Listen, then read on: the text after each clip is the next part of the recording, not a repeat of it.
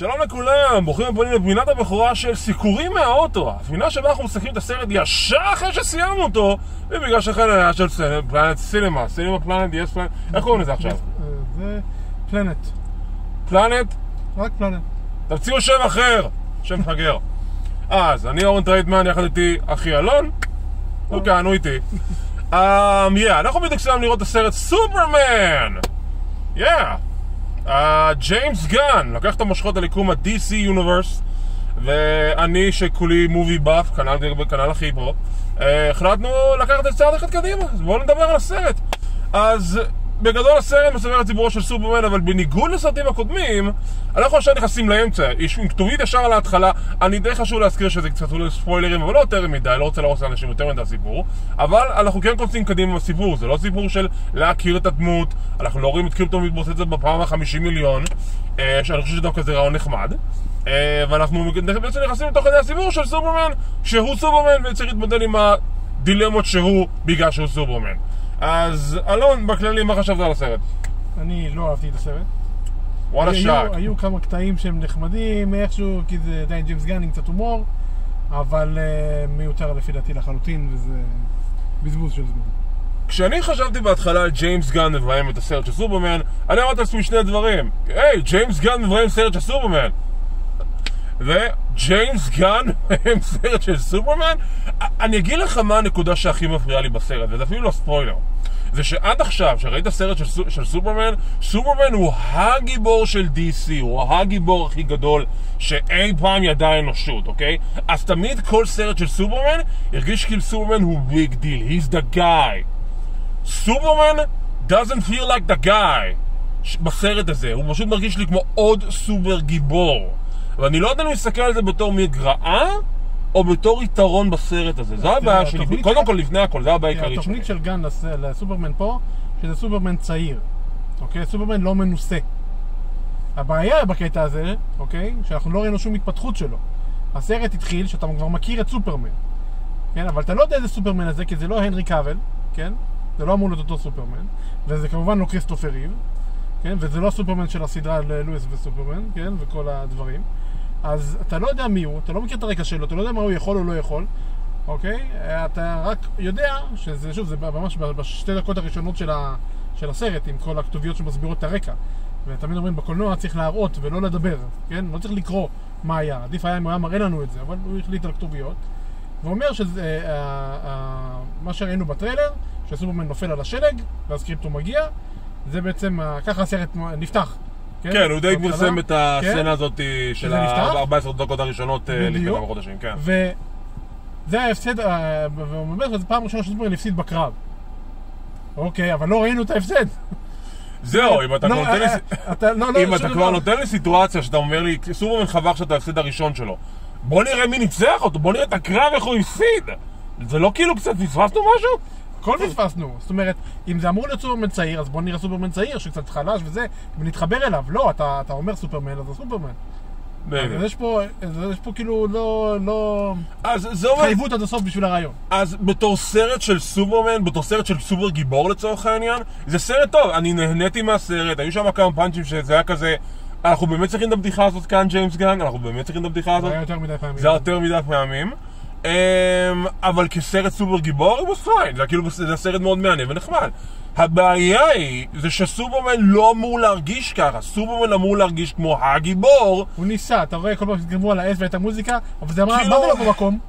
זה גם היה קצת לא במקום, אבל זה גם הנקודה שזה קצת פספס את זה, כי כל הסרט התייחס אליו בתור just another guy, כאילו, וגם מישהו לוקח את המושכות לידיים ולא חושב שהוא יכול לתקן את הכל ויודע כל דבר, במיוחד שהוא נכנס לקונפליקטים בינלאומיים.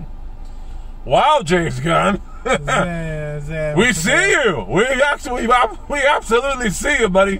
מי שלא יודע, תסביר פשוט.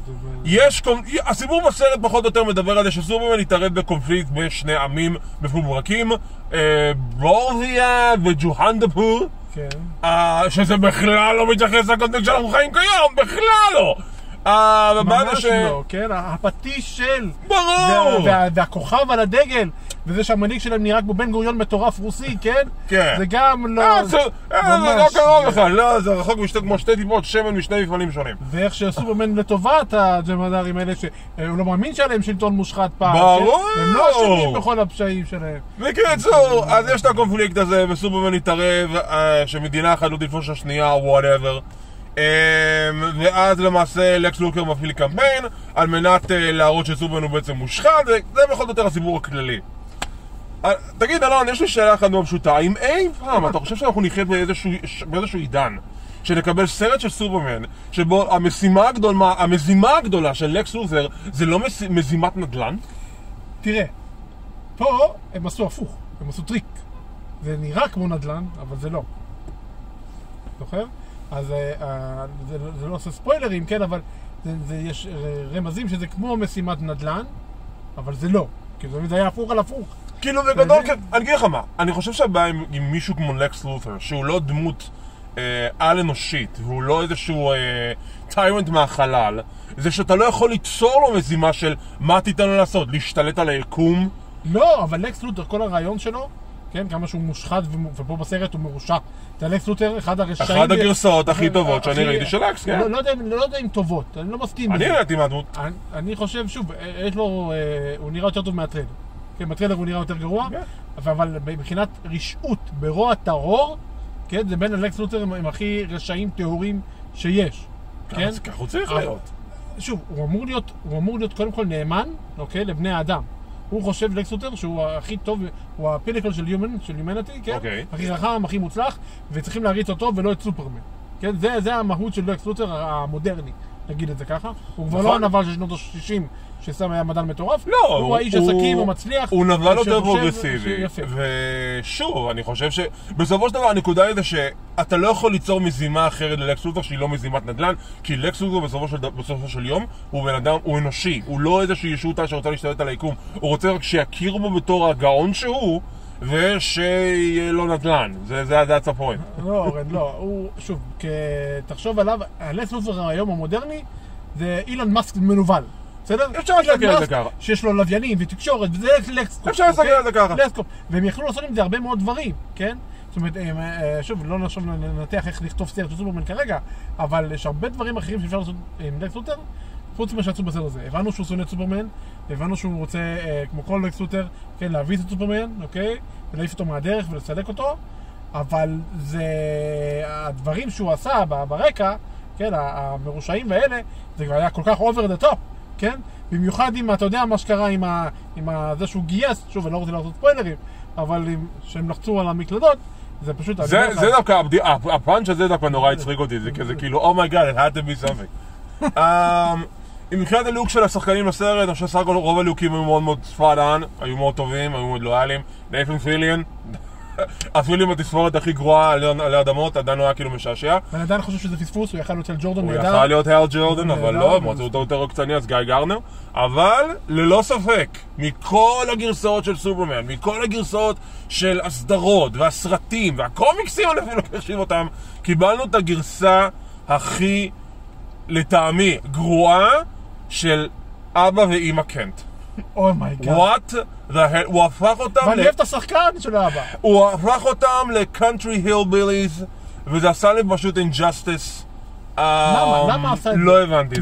למרות שקיבלנו סצנה מאוד מאוד נוגעת ללב בין פארק קנט לקלארק, ג'ונתן קנט יותר נכון, עדיין, זה כאילו הליהוק של הדמויות האלו, זה פשוט היה, אני רוצה להגיד אלבון לג'ונתן ומרתה קנט. ממש, ממש. כאילו וואו, dude, you just missed a... תפרץ את זה לגמרי, גם עם השיחה הנוגעת ללב, שברור שהייתם מקבל איזשהו סצנה כזאת בין האבא לקלארק, זה היה כמו שדגיוני שזה יגיע באיזושהי נקודה כזו או אחרת.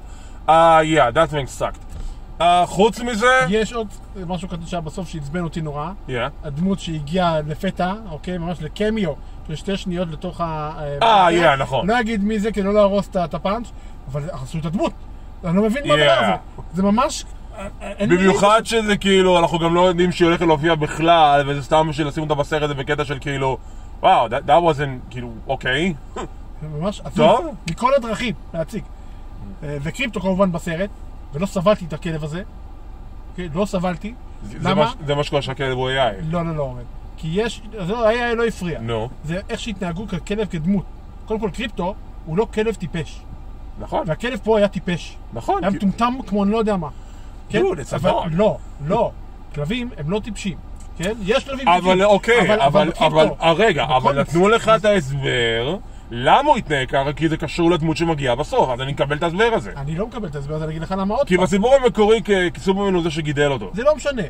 זה לא משנה כרגע איך הוא גידל אותו, קיבל אותו, זה לא רלוונטי אפילו. אוקיי, זו הגרסה שהם עשו בו. יש את הסדרה של קריפטו, אוקיי, שאתה מצוינת. יפה, אבל שוב, זו הגרסה של ג'יימס גן. אתה יכול להגיד שאתה לא אהבת את זה, או שאתה יכול להגיד שאתה כן אהבת את זה.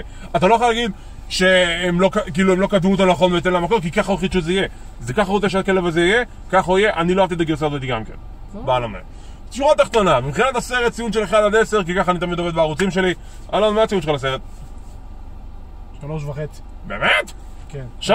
אני לא ארצה לראות את זה יותר אף פעם. כמובן. אף פעם. התרגו לציונים האלה מהכי, כי בדרך כלל ככה בסרטים.